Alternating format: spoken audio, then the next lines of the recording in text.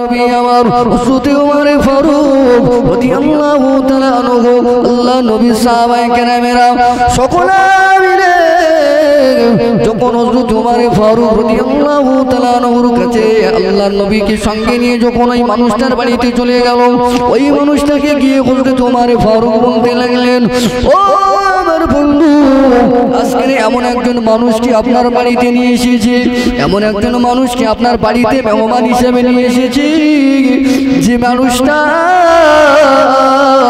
জীবনে কারোর বাড়িতে মেহমান হয় না। বন্ধুরে তোমার কপালটা বড় ভালো, আসো আপনার বাড়িতে আল্লাহর নবী মেহমান হয়েছে। বন্ধুর সঙ্গে বলতে লাগলেন, আমার বন্ধুরে আজ আমরা যুদ্ধের ময়দানে গিয়েছিলাম, কয়েকদিন আমাদের খাওয়া না পিপাসার পানি যা ছিল সব শেষ হয়ে গেল, পানির পিপাসায় আমাদের কলিজাখানা শুকিয়ে যায়। বন্ধু, তোমার বাড়িতে যদি কিছু খাবার থাকে, কোনো পানির পিপাসা থাকে, বন্ধুরে আমাদের জন্য একটু পানির ব্যবস্থা করে দাও। এমন সময় হযরত ওমর ফারুকের বন্ধু এবারে ভাবতে লাগলেন, এতগুলি মানুষের খাওয়া আমি কিভাবে দেব? ঘরের ভিতরে চলে গেলেন আর বললেন, ও নবী পাকের সাহাবী হযরত ওমর, তুমি এবং তোমার নবী সকলাই মিলে বসে থাকো, আমি আমার বাড়িতে চলে যাই, বাড়ির ভিতরে যদি কিছু আছে যদি তাকে তোমাদের জন্য পরিবেশন করব। এই না বলে ওই ব্যক্তিটা ঘরের ভিতরে চলে যায়। ঘরের ভিতরে চলে গিয়ে বারে বারে বাহানা করতে লাগে, বারে বারে, কারণ সে বড় কৃপণ ছিল, আল্লাহ নবীকে খেতে দেবে না, সাহাবায়ে কেরামদেরকে খেতে দেবে না, এই মনে করে ঘরের ভিতর থেকে কিছু কম বাদে আবার হযরত ওমর ফারুকের সামনে আসলেন। হযরত ওমর ফারুকের কাছে এসে বলতে লাগলেন, ও ভাই ওমর, আপনি একটু অপেক্ষা করুন, আর কিছুক্ষণ পরে আপনাদের জন্য পানি এবং কিছু খাবার ব্যবস্থা আমি করব। এরকম বলে আবার চলে যায়। আবার কিছুক্ষণ পরে আবার ঠিক নতুন করে বাহানা করে হযরত ওমরের কাছে আসে। সাহাবায়ে কেরামের দিকে পানির পিপাসায় কাতর, আয়ের একটু পানি দিতে কি এত সময় লাগে? আসলে কিন্তু তার নিয়তটা ছিল আলাদা, সে মানুষকে খেতে দেবে না। এক পর্যায়ে আবার ওই মানুষটা চলে আসলেন। ওই মানুষটা এসে বলতে লাগলেন, ও ওমর ফারুক, রেডি হয়ে গিয়েছে, আপনারা একটু ধৈর্য ধরুন, এবারে আপনাদের জন্য পরিবেশন করা হবে। ঘরে যায়, বাহানা করে আসে, একবার করে ঘরে ঢোকে আর আরেকবার করে আল্লাহ নবীর সামনে সাহাবায়ে কেরামদের সামনে আসে। কত বড় কপাল ফাটা! আল্লাহর নবী যে বাড়িতে মেহমান হয়েছে, ওই বাড়িতে ওই বাড়িওয়ালার কপাল ভালো না খারাপ? নিশ্চয়ই ভালো। শুধু ভালো না, যে কত বড় কপাল! কিন্তু আল্লাহর নবীর মতন একজন মানুষকে পেয়ে, একটা মহামানবকে পেয়ে, ও আপনার বিভিন্ন রকমের বাহানা করছে, কিছু খেতে দেবে না। এইভাবে কিছুক্ষণ হয়ে গেল। আল্লাহ নবী হযরত ওমরকে বলতে লাগে, ও ওমর, আমি রাসূলুল্লাহ, আমার পূজা হয়ে গিয়েছে, তুমি যে বন্ধুর বাড়িতে নিয়ে এসেছো, তোমার বন্ধুকে তুমি এখনো চিনতে পারো না। তোমার বন্ধু যে বড় কৃপণ, আমি রাসূলুল্লাহ, আমার খেতে দেবে না, পিপাসার পানি দেবে না, কাউকে কিছু দেবে না। চলো চলো চলো, এই জায়গা থেকে আমরা বেরিয়ে যাই। আল্লাহ রাসূলকে খেতে দিল না। নবীর রাডারে ধরা পড়েছে, নবী চিনতে পেরেছে, বুঝতে পেরেছে। নবী পাকের আশিকেরা, ও নবীর উম্মতেরা, আল্লাহ নবী তাম সাহাবায়ে কেরামদেরকে সঙ্গে নিয়ে বেরিয়ে আসেন। হযরত ওমর ফারুক হুজুর এবারে রেগে গেলেন। আহারে, যাকে নিজের আপন বন্ধু ভেবেছিলাম, আল্লাহ নবীকে এনেছি, নবীকে কিছু খেতে দেওয়া তো দূরের কথা, একটু পিপাসার পানি পর্যন্ত দিল না। মনটা বড় খারাপ করে আল্লাহ নবীর সঙ্গে আবার বাড়ির পথে রওনা দিতে লাগলেন। বাড়ির পথে যখন বেরিয়ে এসেছে, কিছু দূর আসতে আসতে আল্লাহ নবী আবার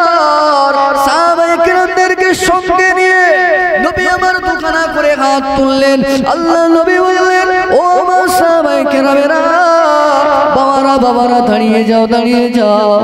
একটুখানি আমরা ওই ব্যক্তির জন্য আল্লাহর দরবারে দোয়া চাই। আল্লাহর নবী যখন এই কথা বললেন, হযরত ওমর ফারুক তখন মনে মনে ভাবতে লাগলেন, যে ব্যক্তিটা আল্লাহর নবীর সঙ্গে বেয়াদবি করেছে, নবী মনে হয় এর বিরুদ্ধে বদদোয়া করবে।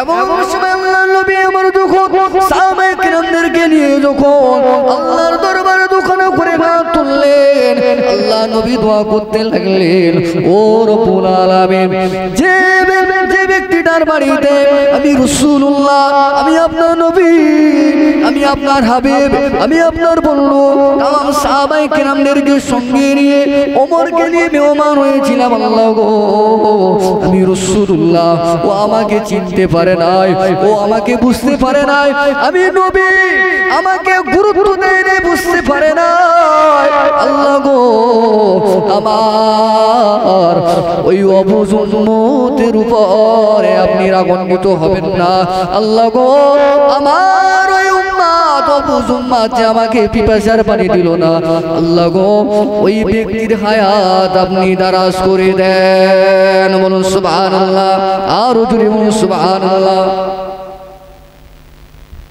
এই ব্যক্তি যে নবীকে বিভিন্ন বাহানা করে যে বসিয়ে রেখেছে, কিছু খেতে দেয়নি, পরিশেষে খালি মুখে ফেরত দিয়েছে, ওই নবীর জন্য, ওই ব্যক্তির জন্য আল্লাহ রাসূল কি দোয়া করছে?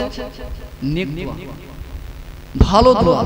হযরত ওমর ফারুক মনে মনে ভাবতে লাগলেন, আরে আমি তো ভেবেছিলাম এই বেটার জন্য নবী বদদোয়া করবে, যে নবীকে তাড়িয়ে দিয়েছে, নবীকে খেতে দিল না, আর নবী আজকে তার হায়াত বৃদ্ধির জন্য, তার হেদায়েতের জন্য দোয়া চাইছে। নবী এটা ভাবছে। আমরা হলে কি করতাম বলেন? যদি কেউ একটু কোনো মানুষকে যদি একটু আঘাত করেছে, তার কত রকমের ক্ষতি করার আমরা চেষ্টা করি। তাহলে আমরাও নবীর উম্মত, আর সাহাবায়ে কেরামেরাও নবীর উম্মত। নবী পাক বড় দয়ার আল্লাহ নবী জিন্দেগিতে কারো উপরে রাগের রেগেছেন, কারো জন্য বদদোয়া করতেন না আল্লাহ রাসূল।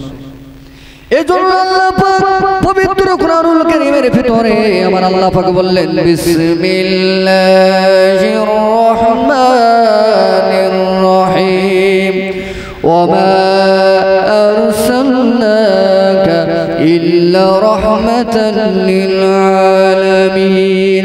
আল্লাহ রাব্বুল আলামিন পবিত্র কুরআনুল কারীমের ভিতরে আমার নবীর শানে বললেন, এ জগতের মানুষেরা, দুনিয়ার জমিনে আমি একজন নবীকে পাঠিয়েছি, যিনি তোমাদের নবী।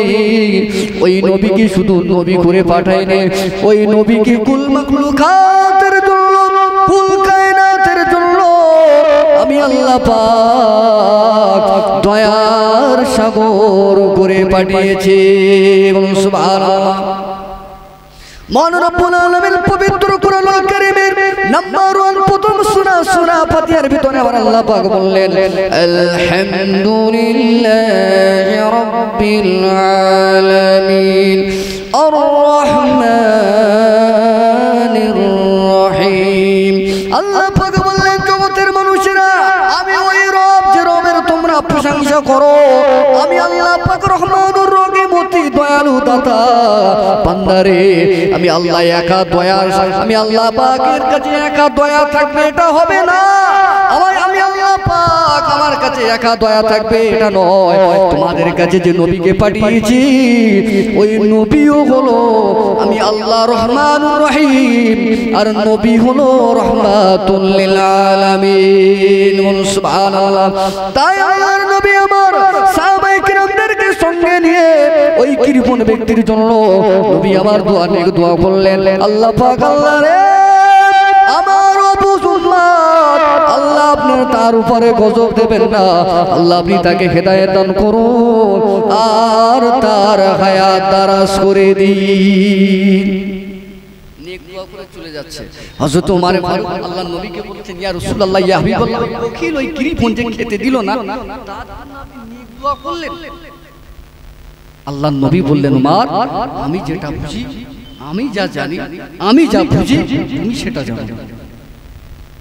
নবী আমার तमाम সাহাবায়ে কেরামদেরকে সঙ্গে করে নিয়ে বাড়ির পথে রওনা হলেন। যেতে যেতে যেতে যেতে যেতে অনেকটা দূর এগিয়ে চলে আসলেন।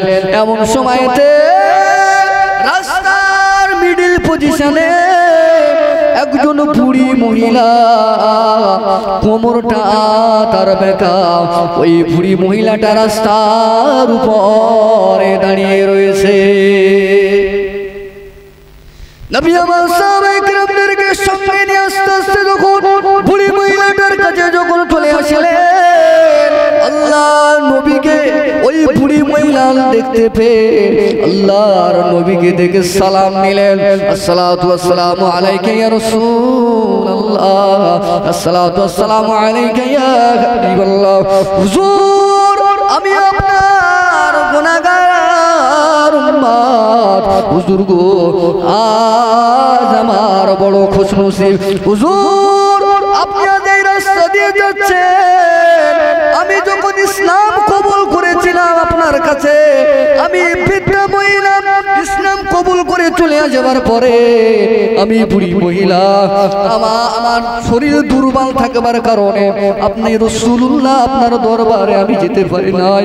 হুজুর গো, আমার মনে বড় আশা ছিল আপনাকে নিয়ে আমি আমার বাড়িতে একটু মেহমানদারি করব, কিন্তু আপনার দরবারে যাওয়ার মতন শক্তি আর সামর্থ্য আমার নাই। আজ আমার বড় কপাল, আপনি আমার বাড়ির সামনের রাস্তা দিয়ে যান। হুজুর গো, আমি বড় গরীব, আমার বাড়িতে আপনার নূরের পাক কদম মোবারক একটু তশরিফ রেখে দেন। আল্লাহ নবী আমার বুড়ি মহিলাকে বলতে লাগলেন, ও মা, বুড়ি মা, আমি যে মুসলমানদের নবী, কিভাবে তুমি আমাকে চিনেছো?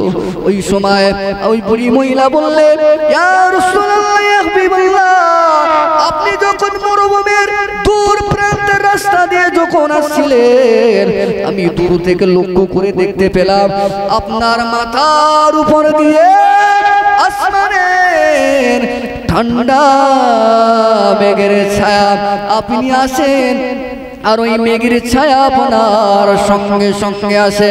ইয়া রাসূলুল্লাহ, নবী গো, ওই মেঘ দেখে আমি বুঝে নিয়েছি আমার নবী, আমার রাসূল তিনি তশরিফ রাখছে। হুজুর, আপনার এই সিমটম দেখে আমি চিনতে পেরেছি নবী গো, আমি বৃদ্ধা মহিলা বুড়ি মা, আমার বাড়ি একটু তশরিফ রেখে দেয়।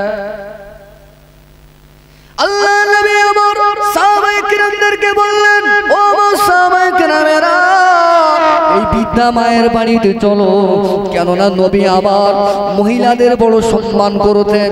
নবী আমার বৃদ্ধা মহিলাদেরকে বড়ই ভালোবাসতেন। নবীকে জিজ্ঞাসা করা হয়েছিল, ইয়া রাসূলুল্লাহ, ইয়া হাবিবাল্লাহ, হুজুর গো, আপনি কেন বৃদ্ধা মহিলাদেরকে বড় ভালোবাসেন? আপনি কেন মহিলাদেরকে কেন ভালোবাসেন? আল্লাহ নবী বললেন, ও সাহাবায়ে কেরামেরা, আমি রাসূলুল্লাহ বৃদ্ধা মহিলাদেরকে এই কারণে বেশি ভালোবাসি, বৃদ্ধা মহিলারা হয়ে যায় দুর্বল, শরীরের ক্ষমতা থাকে না, আর আমি রাসূলুল্লাহ জীবনে আমার মায়ের আদর সোহাগ থেকে আমি বঞ্চিত হয়েছে, তাই আমি বৃদ্ধা মহিলাদের দেখলে পরে আমার মা জননীর কথা মনে পড়ে যায়। কিন্তু আজকের আমাদের বর্তমান যুগের সঙ্গে কোন লক্ষ্য করলে দেখতে পাওয়া যায়, আমাদের পরিবারের ভিতরে যে সমস্ত মায়েরা রয়েছে, বয়স হয়ে গিয়েছে, বৃদ্ধা হয়ে গিয়েছে, ছেলেগুলো মায়ের আর যত্ন খাতির খিদমত করে না। সমাজে দেখা যাচ্ছে না, মা বাপ একটু বয়স হয়ে গেলে বুড়ো বুড়ি হয়ে যায়, তাদের নাম রাখে বুড়ো, বাপের নাম রাখে বুড়ো, আর মায়ের নাম রাখে বুড়ি, আর শ্বশুরের নাম রাখে আব্বাজি, আর শাশুড়ি মায়ের নাম রাখে আম্মি বলে ডাকে। সমাজে এরকম ধরনের যুবক ছেলে ভরপুর হয়ে গিয়েছে। বাপ গরিব মানুষ, বাপের পরিচয় রাস্তাঘাটে বাজারে এরকম নেমোখারাম সন্তান বর্তমান 24 সালে সীসা লগ্নের দিকে এলাকায় খুঁজতে পাওয়া যায় না। অহরহ পাওয়া যায়, আবার নিজেকে নবীর উম্মত বলে দান করে দাবি করে। আল্লাহ নবী সাল্লাল্লাহু আলাইহি ওয়াসাল্লাম বলেন, সাহাবীরা বৃদ্ধা মহিলাদেরকে দেখলে আমার বলি যায়, মায়া হয়। আমি রাসূলুল্লাহ আমার মায়ের আদর সোহাগ থেকে আমি বঞ্চিত হয়েছি, তাই মহিলাদেরকে আমি রাসূলুল্লাহ বড়ই ভালোবাসি। একবার জোরে বলুন সুবহানাল্লাহ। আল্লাহ নবী আমার সাহাবায়ে কেরামদেরকে সঙ্গে নিয়ে ওই বৃদ্ধা মহিলার বাড়ি চলে গেলেন। আল্লাহ নবীকে সুন্দরভাবে বসার জায়গা দিলেন, বসার জায়গা দিয়ে বলতে লাগলেন, ইয়া রাসূলুল্লাহ আমার এই তালপাতার কুটির ঘরের ছায়া আপনাকে সুন্দর জায়গায় বসে দেওয়ার মতো অওকাত আর আমার অর্থ নাই, হুজুর আপনি এই জায়গাতে বসে। সাহাবায়ে কেরামেরা বসে পড়লেন। কিছুক্ষণ পরে বৃদ্ধা মহিলা আল্লাহ নবীকে ডাক দিলেন, ইয়া রাসূলুল্লাহ ইয়া হাবিবাল্লাহ আপনাকে মেহমানদারি করার মতো আমার বাড়িতে তেমন কিছু নাই, তবে মনে বড় আশা ছিল আপনাকে কিছু মেহমানদারি করব। হুজুর গো আমার বাড়িতে একটা পালিত খাসি রয়েছে, ওই খাসিটা আপনি জবাই করে নিন। আল্লাহ নবী আমার ওই সময় বৃদ্ধা মায়ের খাসিটা জবাই করে নিলেন। আল্লাহ নবী আমার জবাই করে দিয়ে আমার সাহাবায়ে কেরামদের নিয়ে নবী আমার শরিয়াতের কথাবার্তা বলতে লাগলেন। বৃদ্ধা মহিলাটা এমন সময়তে রান্না কমপ্লিট করে আল্লাহ নবীকে ডাক দিলেন, ইয়া রাসূলুল্লাহ ইয়া হাবিবাল্লাহ হুজুর গো তসবিহ রাখেন, আমি বৃদ্ধা মহিলা আপনার জন্য মেহমানদারির ব্যবস্থা করলাম। আল্লাহ নবী আমার तमाम সাহাবায়ে কেরামদের নিয়ে বৃদ্ধা মহিলার বাড়ি খাওয়া দাওয়া করে মেহমানদারি গ্রহণ করে নবী আমার সাহাবায়ে কেরামদের নিয়ে বৃদ্ধা মহিলার বাড়ি থেকে বিদায় নিচ্ছেন। বিদায় নিতে নিতে রাস্তার কিছু দূরে এসে আল্লাহ নবী আমার সাহাবায়ে কেরামদের বলতে লাগলেন, ও আমার সাহাবারা আল্লাহ দরবারে আসো, দুখানা করে হাত তুলে নবী আমার সাহাবায়ে কেরামদের নিয়ে আল্লাহর দরবারে দুখানা করে হাত তুললেন। হাত তুলে আল্লাহ নবী আমার সাহাবায়ে কেরামদের নিয়ে হাত তুলে আল্লাহর দরবারে দোয়া করলেন, আল্লাহ গো ওই বৃদ্ধা মহিলাটা উনি আমার মায়ের সমান, আল্লাহ পিপাসায় পানি খেতে দিয়েছে, আজ অভুক্ত ছিলাম আমাদেরকে ক্ষুধার্তই খাবার দিয়েছে। আল্লাহ গো ওই বৃদ্ধার উপরে আমি রাজি হয়ে গিয়েছি, ওই বুড়ি মহিলার উপরে আমি রাসূলুল্লাহ রাজি হয়েছি, আমার সাহাবায়ে কেরামেরা রাজি হয়ে গেল। আল্লাহ গো আমি নবী আপনার কাছে দোয়া চাই, ওই বৃদ্ধা মহিলার হায়াত আপনি কমিয়ে দেন। যে বেটা কিপটি কৃপণ বেটা যে খাওয়াই নবী তার জন্য দোয়া করেছে কি ওর হায়াত বাড়িয়ে দাও। যে পিপাসায় পানি খেতে দেয়, যে ক্ষুধার্তই আল্লাহ রাসূলকে খেতে দেয়নি, তার জন্য নবী আমার ভালো দোয়া করেছে, লোকের দৃষ্টিতে ভালো।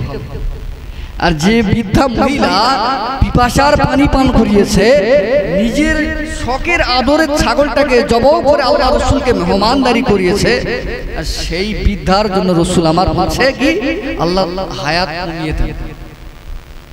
এখন ওই মজলিসে ওমরে ফারুক ছিল, ঘুরে বারে অবাক হয়ে গেলেন, আরে ওই বেটার জন্য বদদোয়া না করে যে বুড়ি খাইয়েছে সেই বুড়ির জন্য নেক দোয়া না করে নবী কেরাম দোয়া করছে। মনির কাছে প্রশ্ন করছে। এক পর্যায়ে আল্লাহ নবীকে জিজ্ঞাসা করলেন, ইয়া রাসূলুল্লাহ ইয়া হাবিবাল্লাহ কারণটাকে একটু বললে বড় খুশি হতাম। আল্লাহ নবী আমার ওই সময় হযরত ওমর ফারুককে লক্ষ্য করে বললেন, ও হযরত ওমর, ও সাহাবায়ে কেরামেরা তোমরা মনে করছো আমি বৃদ্ধার জন্য বদদোয়া করেছি? না না না, আর তোমরা মনে করছো আগের কৃপণের জন্য নেক দোয়া করেছি। এটা বাস্তবে তোমাদের কাছে ঠিক আর বেঠিক হলেও এর পিছনে যথার্থ কারণ রয়েছে। আল্লাহ নবী আমার বলতে লাগলেন, ও সাহাবায়ে কেরামেরা আমি রাসূলুল্লাহ যে মানুষটার জন্য প্রথমে নেক দোয়া করলাম, তোমরা মনে করেছিলে নবী বদদোয়া করবে, ওই মানুষটার জন্য আমি নেক দোয়া করেছি। এর কারণটা হলো ওই মানুষটা বড় কৃপণ, ওই মানুষটা বড় কঞ্জুস, আমি এই কারণে তার জন্য দোয়া চেয়েছি। ওই মানুষটা জীবনে এত বড় গুনাহগার ছিল, ওই গুনার কারণে ওই ব্যক্তিটা জাহান্নামের পথে অগ্রসর হয়েছে। তাই আমি রাসূলুল্লাহ ওর জন্য আল্লাহর দরবারে দোয়া চেয়েছি, আল্লাহ ওর হায়াত দারাজ করে দিয়ে আল্লাহ পাক ওকে হেদায়েত দান করুন। ওর জন্য দোয়া চাওয়া হয়েছে। আল্লাহ যদি ওর হেদায়েত দেয় আর ও যদি হায়াত বেশি পায়, না জানি একদিনও তওবা করার সুযোগ পাবে, একদিন ভালো হতে পারবে, ভালো হওয়ার সুযোগ পাবে। এই ভালো হওয়ার জন্য ও যাতে জান্নাতি বেনে যেতে পারে, আমি রাসূলুল্লাহ এই জন্য ওর জন্য অনেক দোয়া করেছি। বলুন সুবহানাল্লাহ। নবী আমার বলতে লাগলেন, তোমরা মনে করেছো বুড়ি মায়ের জন্য বদদোয়া করেছি? না না না, বুড়ি মায়ের জন্য বদদোয়া করি নাই। রাসূলুল্লাহ দেখতে পাচ্ছি ওই বুড়ি মহিলাটা দুনিয়ার জমিনে যে ব্যক্তির শেষ ভালো হবে, ওই ব্যক্তিটার টোটাল জিন্দেগিটা ভালো হয়ে যাবে। আর যে ব্যক্তিটার শেষ পরিণতি খারাপ হবে, গুনাহগার হয়ে মৃত্যুবরণ করবে, আমি রাসূলুল্লাহ জানিয়ে দিয়ে দিলাম ওই ব্যক্তি জাহান্নামে হবে। আমি জানি না বুড়ি মহিলার কতদিন হায়াত আগামীতে রয়েছে। বুড়ি মহিলার সেবা যত্ন করার কেউ নাই। যদি ওই বুড়ি মহিলা দুনিয়ার জমিনে শেষ বয়সে যেমন একদিকে আমি রাসূলুল্লাহ আমাকে ভালোবাসে, অন্যদিকে আমাকে মেহমানদারি করিয়েছে, যদি দুনিয়ার জমিনে কেউ না থাকার কারণে জীবনে যদি একটা গুনাহ ঘটে যায় আর এই গুনার কারণে যদি জাহান্নামী হয়ে যায়, আমি রাসূলুল্লাহ বড় কষ্ট পাবো। তাই এই জন্য ওই বুড়ি মহিলার জন্য আমি রাসূলুল্লাহ আল্লাহর দরবারে দোয়া চেয়েছি, আল্লাহ গো ওই বৃদ্ধা মহিলার হায়াত কমিয়ে দেন। এই মুহূর্তে যদি ও যদি মারা যায়, তাহলে আল্লাহর দয়ার জান্নাত ওই বুড়ি মহিলার নসিবে জুটে যাবে। বলুন সুবহানাল্লাহ। কি নবী, যে নবী কলিজা ছিল ক্ষমার দৃষ্টি, যে রাসূলের অন্তরে ছিল ক্ষমা। রাসূল জিন্দেগিতে কারো কাছে কোনদিন রাগ করে। আবু জাহেল আল্লাহ রাসূল যে রাস্তা দিয়ে হাঁটতেন, এত পরিমাণে রাসূলের উপরে দুশমনি ছিল। এই আবু জাহেল আল্লাহ রাসূলকে বিভিন্ন ভাবে কষ্ট দিয়েছিল। এক পর্যায়ে আল্লাহ রাসূল যে রাস্তা দিয়ে যায়, সেই রাস্তা দিয়ে মহিলাদের নোংরা কাপড়গুলো সেই রাস্তায় ঝুলিয়ে দিত, যাতে আল্লাহ রাসূল গেলে ওই কাপড় মাথায় লেগে আল্লাহ রাসূলের শরীর নাপাক হয়। এরকম কষ্ট পর্যন্ত এই আবু জাহেল দিয়েছিল। ও নবীর আশিকেরা, নবী পাকের দিওয়ানারা, তাই আমি আপনাদের বলতে চাই, ও শুধু শুনলে হবে না। আল্লাহ পাক বললেন, লাকাদ কানা লাকুম ফি রাসূলিল্লাহি উসওয়াতুন হাসানা। আমি আল্লাহ পাক তোমাদের কাছে যে নবীকে পাঠিয়ে দিয়েছি রে বান্দারে, ওই নবীর উত্তম আদর্শ তোমরা যদি ক্যাচ করতে পারো, গ্রহণ করতে পারো, আমি আল্লাহ পাক জানিয়ে দিয়ে দিলাম দুনিয়া পরকালের জিন্দেগি তোমাদের জন্য সুখময় হয়ে যাবে। শুধু নিজেদেরকে নবীর উম্মত বলে দাবি করলে হবে না। আল্লাহর নবী আমরা যে উম্মত হয়েছে, আমাদের কপালটা কত বড়ই ভালো এটা আমাদের জানা নাই। কোন নবীর উম্মত হয়েছে, আল্লাহ নবী আমাদের কেমন ভালোবেসেছিলেন। নবী আমার দুনিয়ার জমিনে যেদিন তাসলিম এনেছিলেন, আম্মা জানের গর্ভের মাধ্যমে মা আমিনার গর্ভ থেকে দুনিয়ার জমিনে নবী যেদিন এসেছিলেন, আমাদের জন্য নবী কেঁদেছিলেন। 63 বছর নবী আমার দুনিয়ার জমিনে যতদিন হায়াতে ছিল, আল্লাহ নবী আমাদের জন্য কেঁদেছিল। নবী আমার দুনিয়ার জমিন থেকে যেদিনে বিদায় নিয়ে চলে যায়, নবী আমার সেদিনও বলেছিল, রব্বি হাবলি উম্মতি উম্মতি ইয়া উম্মতি। আল্লাহ আমি রাসূলুল্লাহ আমার গুনাহগার উম্মতের উপায় হবে কি? নবী দীর্ঘ 63 বছর জিন্দেগিতে প্রতিটা সময় নবী আমাদের জন্য কেঁদেছে। আহারে সেই নবীর উম্মত হয়ে আমাদের ভিতরে নামাজ নাই, আমাদের ভিতরে দ্বীন নাই, আমাদের ভিতরে শরীয়ত নাই। মুসলমান নবীর কাছে কাল হাসরের ময়দানে কোন মুখ আমরা দেখাবো? শুধু নামের আগে বড় করে একদম মুহাম্মদ লিখে দিচ্ছি। মুসলমানের নামগুলো এক এক বেগর। তোমার নাম क्या? মুসলমানের নাম এত সুন্দর সুন্দর নাম বলছে, আর কাজগুলো আবু জেহেল, আবু লাহাব, উতবা, উতাইবা, সাইবা, নমরুদ, হামান, ফেরাউনের মতন আমাদের কাজ করে যাচ্ছে। বলেন কোন মুখ আল্লাহর পাকের কাছে, নবী পাকের সামনে কোন মুখ আমরা দেখাবো? ও আমার ভাইজানেরা, নওজোয়ানেরা, যুবকেরা, ছেলেরা, বাচ্চারা, আল্লাহ নবী আমাদের কেমন ভালোবাসতেন। এক তারিখে আল্লাহ নবী আমার আম্মা জান ফাতিমা, আম্মা জান আয়েশা সিদ্দিকা রাদিয়াল্লাহু তাআলা আনহা, আম্মা জানের হুসনা মুবারকে আল্লাহ নবী আমার তশরিফ রাখলেন। আল্লাহর নবী পাক আম্মা জান আয়েশা সিদ্দিকা রাদিয়াল্লাহু তাআলা আনহার হুসনা মুবারকে যেদিন তশরিফ রেখেছিলেন, পালাতে গিয়েছিলেন আম্মা জান, ওই সময় আল্লাহর নবীকে লক্ষ্য করে বললেন, ইয়া রাসূলুল্লাহ, ইয়া হাবিবাল্লাহ, হুজুর, আমি আপনার বিবি, আমি আপনার আদরের বিবি, আমি আপনার ছোট বিবি, হুজুর, আজ আপনার কাছে একটা জিনিস চাইবো, হুজুর, কি আপনি আমাকে দিতে পারবেন? আজ আমাদের বিবিরা, আমাদের স্ত্রীরা স্বামীদের কাছে চায়, এমন এমন জিনিস চায় যে জিনিসগুলো দিলে না ওই স্ত্রীর ঈমান যাবে, স্ত্রীও জাহান্নামে যাবে সেই জিনিসগুলো নিলে, আর ওর সাথে স্বামীও যাবে। কি সেই জিনিসগুলো কি সময় পেলে পরে আমি পিছনে সামনেতে বলবো। নবী পাকের কাছে আম্মা আয়েশা চাইলেন, হুজুর, আমাকে একটা জিনিস আপনাকে দিতে হবে। আল্লাহর নবী বললেন, বলো বিবি আয়েশা। নবী আমার বললেন, বিবি আয়েশা রে, তুমি আমি রাসূলুল্লাহ, আমার গরীব জিন্দেগিতে তুমি আমার সুখে দুঃখে সর্বদা আমার সংসারে তুমি সংসার করেছো, তোমাকে কলিজা ভরে খেতে দিতে পারি না, ভালো পরনের শাড়ি কিনে দিতে পারে না। ও বিবি আয়েশা, কি চাও তুমি বলো? আম্মা জান আয়েশা ওই সময় বলেছিলেন, ইয়া রাসূলুল্লাহ, আপনার মতন স্বামী পেয়ে আমি রাসূলুল্লাহ, আমি আয়েশা বড় খুশি, জীবন ধন্য হয়ে গিয়েছে হুজুর গো। আমি আপনার কাছে আমি শাড়ি চাই না, আপনার কাছে আমি ভালো মন্দ খেতে চাই না নবী গো। হে আমার প্রাণের স্বামী আল্লাহ নবী, আপনার কাছে আমি চাই, আজকে আমার হুজরাতে বসে, আমার ঘরের ভিতরে বসে আমি আয়েশা আমার জন্য আল্লাহর দরবারে একটু দোয়া চাই। আমাদের বিবিরা শতকরায় 95টা স্ত্রীদের কথা বলছে, স্বামী জীবনে বলে যে স্বামী আমার জন্য একটু দোয়া করো। 95টা বিবি বলে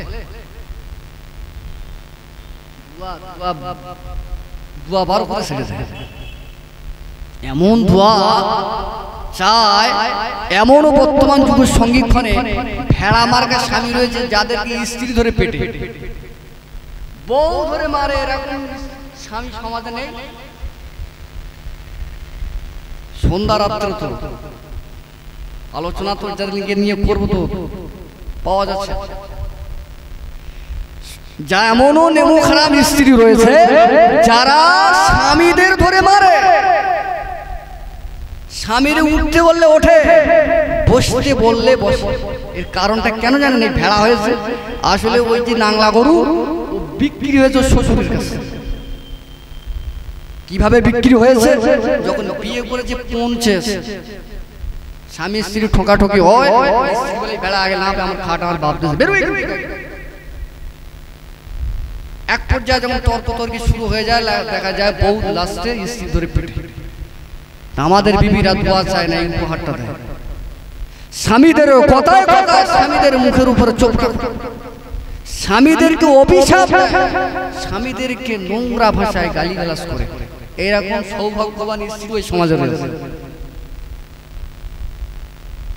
ও আমার ভাইজানেরা, আম্মা জান আয়েশা সিদ্দিকা আল্লাহ নবীকে বলতে লাগলেন, ইয়া রাসূলুল্লাহ, আপনার মতন স্বামী পেয়ে জিন্দেগি আমার বড় ধন্য হয়েছে।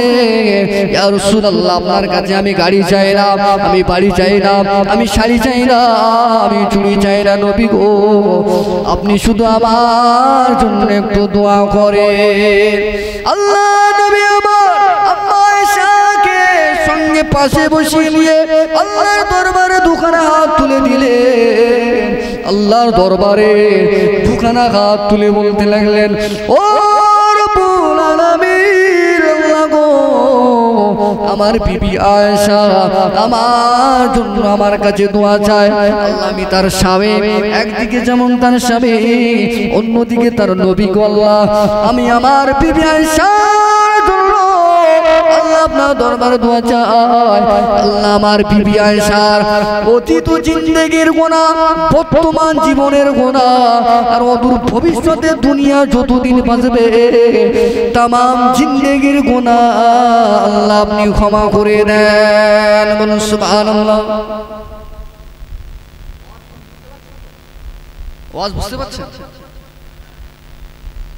আল্লাহ আমার বিবি আয়েশার অতীতের গুনাহ, বর্তমান গুনাহ, ভবিষ্যৎ যতদিন বাঁচবে যদি গুনাহ করে ফেলে এই গুনাহগুলো আল্লাহ আপনি ক্ষমা করে দেন। নবীদের দোয়া, নবীদের আল্লাহর দরবারে চাইতে দেরি হয়, নবীদের জবান দিয়ে প্রকাশ করতে যা সময় আমার আল্লাহর দরবারে কবুল হতে সময় লাগে না। বলুন সুবহানাল্লাহ। এমনি তো আম্মা জানেন আল্লাহ নবী পাকের পাক বিবি বোনেরা বেহিসাবে জান্নাত, বেহিসাবে জান্নাত। তাদের হিসাব কি? হিসাব তাদের, তারা পুরো সাকসেস।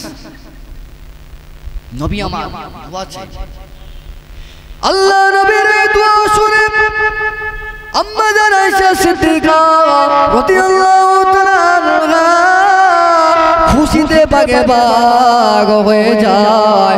আজ যেমন আমাদের সমাজের বাচ্চারা যখন খুশি, অতিরিক্ত খুশি হয়, আনন্দে লাফালাফি করে না, করে না? আনন্দে লাফালাফি করে।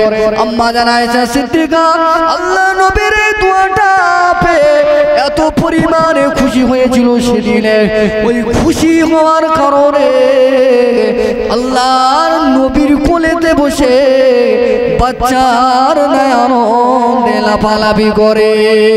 সুবহানাল্লাহ।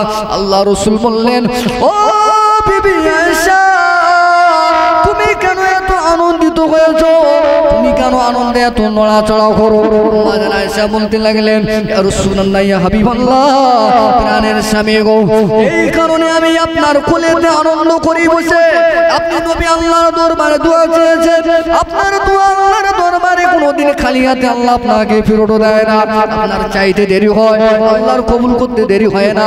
আমার দৃঢ় বিশ্বাস আপনি আল্লাহর কাছে দোয়া চেয়েছেন, আপনার দোয়ার বরকতে আল্লাহ আমার জীবনের গুনাহ মাফ করে দিয়ে আল্লাহ পাকের দয়ার জান্নাত আমি আয়েশা আমার উপরে ওয়াজিব হয়ে গিয়েছে।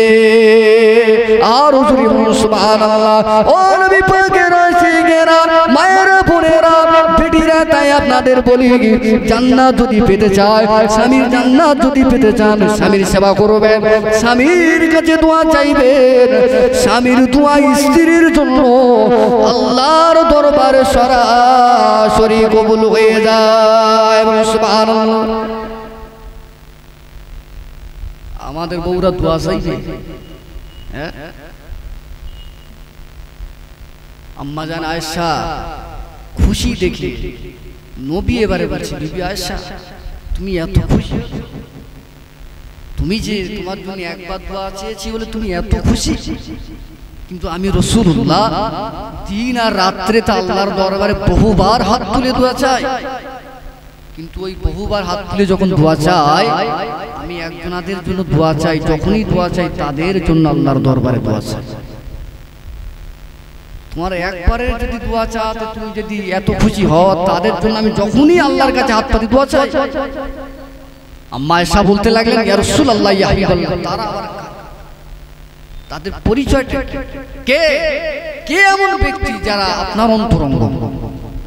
আল্লাহ নবী দিন দুনিয়া বাদশাহ হাবিবুল্লাহ নবী জনাবে মুহাম্মদুর রাসূলুল্লাহ সাল্লাল্লাহু আলাইহি ওয়াসাল্লাম নবী আমার ওই সময় আম্মা আয়েশাকে বলতে লাগলেন, ও বিবি আয়েশা, আমি রাসূল আল্লাহর দরবারে যখনই হাত তুলে দোয়া চায় তারা আর অন্য কেউ নয়, তারা অন্য কেউ নয়, তারা হলো আমি রাসূলুল্লাহ আমার গুনাহগার উম্মত। বলুন সুবহানাল্লাহ।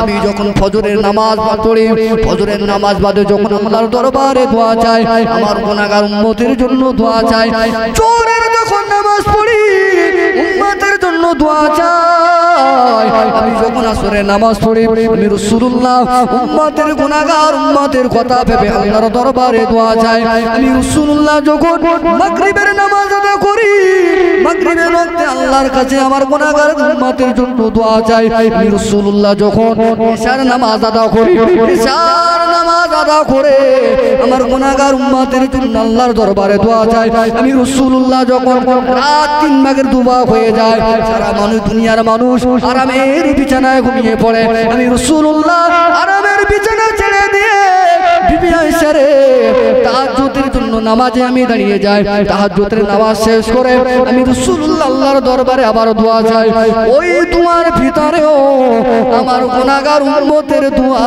আমি রাসূলুল্লাহ চাই। সুবহানাল্লাহ। আর বলুন সুবহানাল্লাহ। নারে তাকবীর, নারে রিসালাত। আল্লাহু আকবার। আসলে চাষ নারে রিসালাত মানে ইয়া রাসূলুল্লাহ বলতে হবে।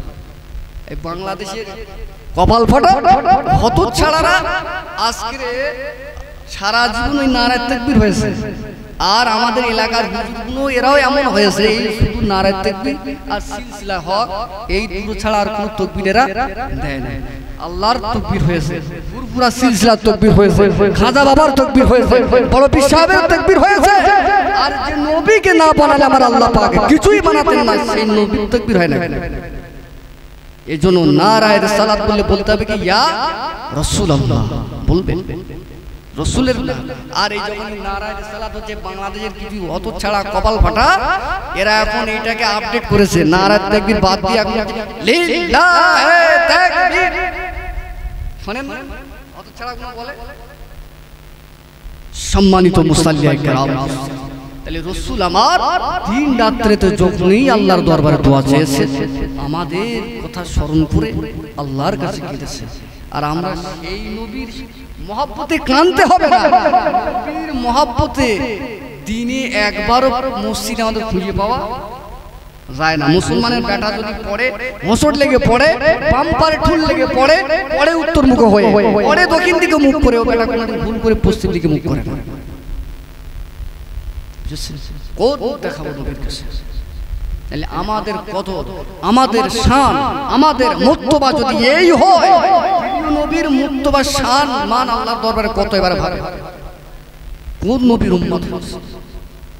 মহান রব্বুল আলামিন পবিত্র কোরআনুল কারীমের 30 পারার অন্তর্গত সূরার ভিতরে আমার আল্লাহ পাক বললেন ওয়ারাফা'না লাকা যিকরাক। আল্লাহ পাক আমার নবীকে কেন্দ্র করে জগৎবাসীর কাছে নসিহত করে দিলেন, এই জগতের মানুষেরা, এ আমার বান্দা বান্দীরা, তোমাদের মাঝে আমি রাসূলুল্লাহ আমি আল্লাহ পাক যে নবীকে পাঠিয়ে দিয়েছি, ওই নবী আদম নবীর মতো নবী নয়, ওই নবী ইউনুস নবীর মতো নবী নয়, ওই নবী দাউদ নবীর মতো নবী নয়, ওই নবী ইব্রাহিম নবীর মতো নবী নয়, ওই নবী ইসমাঈল জবিউল্লাহর মতো নবী নয়, ওই নবী হলেন নবীদের ইমাম, আম্বিয়ায়ে কেরামদের সরদার। আমি আল্লাহ পাক আমার পরে তার স্থান, আমি আল্লাহ পাক ওই নবীর মান সম্মান আমি আল্লাহ পাক নিজেই বাড়িয়ে দিলাম। সুবহানাল্লাহ। সম্মান কে বাড়াচ্ছে? আল্লাহ। আর এক শ্রেণীর হতচ্ছাড়া কপাল খাটা বিনে মার্কা নবী পাকের মান সম্মানকে তারা খাটো করছে, নেই এলাকায় ঘুরে বেড়াচ্ছে। এই এদেরকে ধরে মারলে হবে না, এদেরকে কি করবেন? মারির থেকে তাড়া করতে হবে। মোস্তফার শানে এদের গুস্তাখি। আর জেনে রাখবেন গুস্তাখি রসুল যে হবে, রসুলের দুশমন যে হবে, সেই ব্যক্তি জান্নাত তো দূরের কথা, জান্নাতের সুখ ঘ্রাণ সে পাবে। যত ব্যথা নবীকে, যত ব্যথা, যত দল আর মত মুহাম্মদ, আল্লাহ বলছে ওয়ারাফা'না লাকা যিকরাক, এমন একজন নবীকে পাঠিয়েছি যে নবীর শান মান আমি আল্লাহ স্বয়ং নিজেই বাড়িয়েছি। যারা একবার বলুন সুবহানাল্লাহ।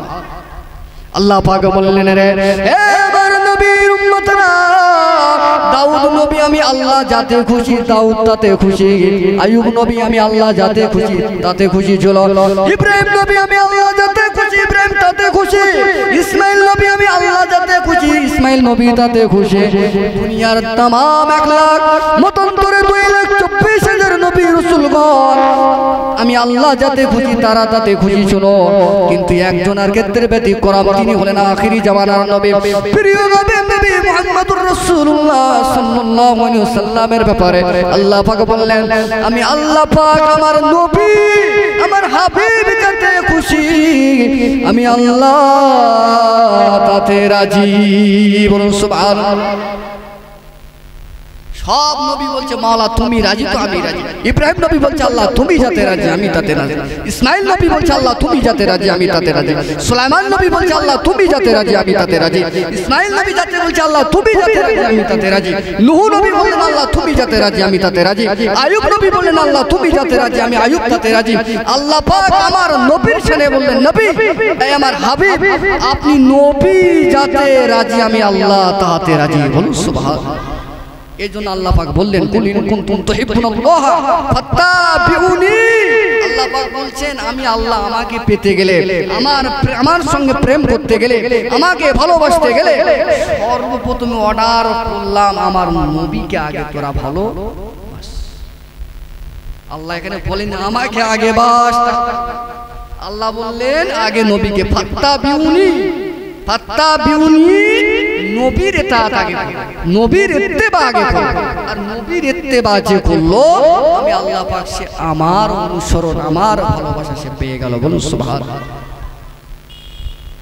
আমাদের নবীর ইত্তেবা নবীর ভালোবাসা গ্রামে আমাদের দুটাকার নেতা যারা আছে সমাজের চরিত্র যাদের খারাপ জিনাখোর যারা লম্পট যারা যাদের চরিত্রের কোনো ঠিক নাই যাদের দিন রাত কোন জায়গায় কাটে ঠিক নাই আমরা তাদেরকে সামনে পেলে স্যালুট করি আর বিশ্ব নবীর শানে আমরা ক্যাম্প করতে গেলে কোমরে না পাই তাই তো সমাজে ঘটছে আমার ভাইজানেরা ফুল আমার বুঝবেননা সময় আমার খুবই অল্প আমার নবীর সম্মান আল্লাহ পাক কতটুকু আমাদের কত সম্মান আল্লাহ দিয়েছে আল্লাহ নবী আমার 1 তারিখে মদিনার মসজিদে নববী শরীফে আল্লাহ নবী আমার ওয়াজ করেছে আজ যেমন আমরা ওয়াজ করছি আপনাদের সম্মুখে যুগে যুগে পীর মাশায়েখগণেরা ওয়াজ করেছে তাদের জামানায় তাবেঈরা ওয়াজ করেছে তাদের জামানায় তাবেঈরা ওয়াজ করেছে তাদের জামানায় আইম্মায়ে মুজতাহিদিনরা ওয়াজ করেছে তাদের জামানায় আহলে বায়াত ওয়াজ করেছে তাদের জামানায় কিন্তু স্বয়ং রাসূলুল্লাহ ওয়াজ করেছে আর শ্রোতা হলেন আল্লাহর নবী সাহাবারা কপাল তাদের এজন্য तमाम পৃথিবীর যত ওলিদের तमाम পৃথিবীর ওলিদের আমল যদি এক পাল্লায় রাখা হয় तमाम পৃথিবীর ওলি যারা হয়েছে তো আল্লাহ রাসূলের জামানার পর থেকে নিয়ে আজ পর্যন্ত কিয়ামত পর্যন্ত যত আল্লাহর ওলি হবে এই ওলি तमाम পৃথিবীর ওলিদের আমল যদি এক পাল্লায় রাখা হয় ওলিদের সম্মান যদি এক পাল্লায় রাখা হয় মুসলমান একজন সাহাবীর জিন্দেগির 1 সেকেন্ডের সময়ের সম হবে না কত বড় কপাল तमाम পৃথিবীর ওলি তাদের সারা জীবনের আমল সারা জীবনের সম্মান আল্লাহ রাখা হয় একটা সাহাবী আল্লাহ রাসূলকে যে সমস্ত সাহাবীরা দেখেছে ওই সাহাবীদের জীবনের 1 মিনিটের সময় পাল্লা যদি এক পাল্লা রাখা হয় আল্লাহর নবী সাহাবায়ে কেরামদের 1 মিনিটের ওজনের পাল্লা ভারী হয়ে যাবে আরেকবার সুবহানাল্লাহ সেই সাহাবীরা ওয়াজ শুনছে নবী ওয়াজ করছে কামলিওয়ালা ওয়াজ করছে ওয়াজ করতে করতে আল্লাহ নবী আমাদের সম্মানের দিকে খেয়াল করে সাহাবায়ে কেরামদের লক্ষ্য করে বললেন ও আমার সাহাবারা তোমরা তো আমি রাসূলুল্লাহ আমার জবান দিয়ে অনেক ওয়াজ শুনেছো অনেক শিক্ষা অর্জন করেছো সুতরাং এই ওয়াজের ভিত্তিতে আমি রাসূলুল্লাহ আজকে তোমাদের একটা প্রশ্ন করতে চাই আল্লাহ নবী আমার সাহাবায়ে কেরামদের যখন এই কথা সাহাবীরা বললেন, সাহাবায়ে কেরামেরা বললেন, ইয়া রাসূলুল্লাহ বলুন আপনার কি প্রশ্ন? আল্লাহর নবী বললেন, এই পৃথিবীর জমিনে, আসমানের জমিনের ভিতরে আল্লাহর কাছে কাদের ঈমানের দাম সর্বদা বেশি? যেমন কোন প্রশ্ন এটা? সাহাবীদের কাছে নবী প্রশ্ন থ্রো করেছে, পৃথিবীর জমিনে, আসমানে, তাম পৃথিবী সাতটুক জমিন আসমানের মধ্যে সাহাবীরা জানো আল্লাহর কাছে কাদের ঈমানের গুরুত্ব বেশি, দাম বেশি? এমন সময় সাহাবীরা জবাব দিতে লাগলেন, ইয়া রাসূলুল্লাহ, ইয়া হাবিবাল্লাহ, আমরা তো জানি এতটুকু, আপনার ওয়াজ শুনে আমাদের যে জ্ঞান এসেছে ওই জ্ঞানের দৃষ্টিভঙ্গিতে বলি, এই পৃথিবীর জমিনে, আসমানের ভিতরে আল্লাহর কাছে ফেরেশতাদের ঈমানের দাম বেশি। আল্লাহর নবী বললেন না, অ্যানসার রং হয়ে গেল, উত্তর সঠিক হলো না। সাহাবীরা বললেন কেন? আল্লাহর নবীকে সাহাবীরা প্রশ্ন করলেন, হুজুর আমাদের থেকে তো আমল বেশি ফেরেশতারা করে, আমরা ঘুমাই, ওই সময় ফেরেশতারা ঘুমায় না। আল্লাহর কেউ তাসবিহ পড়ে, কেউ জিকির করে, বিভিন্ন ফেরেশতারা বিভিন্ন কর্মের ভিতরে, দায়িত্বের ভিতরে রয়েছে, আমরা খাই, ফেরেশতারা খায় না। এই কারণে আল্লাহর সর্বদা কাছে তো ফেরেশতারা থাকে, সুতরাং আমাদের থেকে তাদের ঈমান বেশি। আল্লাহর নবী বলল, উত্তর হলো না। সাহাবীরা বলল, কেন হলো না? আল্লাহর নবী বললেন, ও আমার সাহাবায়ে কেরামেরা, ফেরেশতাদের ঈমানের দাম নেই এই কারণে, ঈমান তো তারা এনেছে আল্লাহর জাহান্নামকে দেখে, তারা তো ঈমান এনেছে আল্লাহকে দেখে, তারা তো ঈমান এনেছে জান্নাতকে দেখে, নাজ নিয়ামত এমন কিছু আছে যা মানুষ জানে না, ফেরেশতারা জানে। সুতরাং ফেরেশতাদের ঈমানের কোনো দাম নাই, এই কারণে ফেরেশতারা অনেক কিছু দেখেছে আর জানে। তাই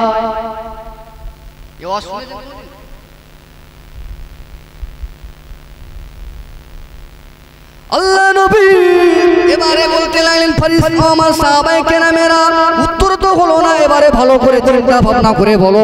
কোন সময়ে আল্লাহ নবীর সঙ্গে সাহাবায়ে কেরামেরা বলতে লাগলেন, ইয়া রাসূলুল্লাহ, ইয়া হাবিবাল্লাহ, আল্লাহর কাছে তাদের ঈমানের দাম বেশি আল্লাহর নবীদের।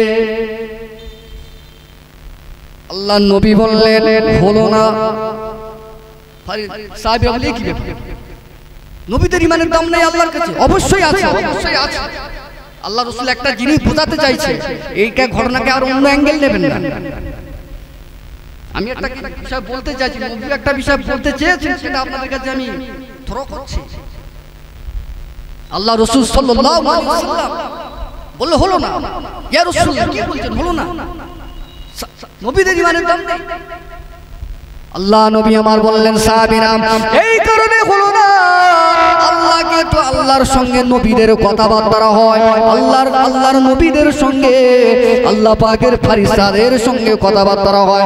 আল্লাহর নবীরা অনেক কিছু দেখে, অনেক কিছু শুনে, যার কারণে আল্লাহকে দেখে মানার ঈমানের থেকে আমি রাসূল তোমাদের বলতে চাই, কাদের ঈমানের দাম বেশি?